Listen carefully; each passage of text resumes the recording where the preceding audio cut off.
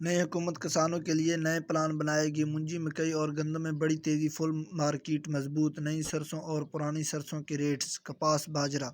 السلام علیکم دوستو، میں ہوں آپ کا ہوسٹ محمد رامش اور آپ دیکھ رہے ہیں ہمارا یوٹیوب چینل۔ جو لوگ ہمارے چینل پر نئے ہیں ان سے گزارش ہے کہ ہمارے چینل کو سبسکرائب کریں، ویڈیو اچھی لگے تو لائک کریں۔ تو سب سے پہلے بات کرتے ہیں دھان کی۔ تو 11 کی آرا والا میں 5500 سے 5600، اس کے علاوہ 1509 آرا والا میں 5250 سے 5400، جبکہ 1692 آرا والا میں 5250 سے 5400 تک فیمر ریٹس رہے۔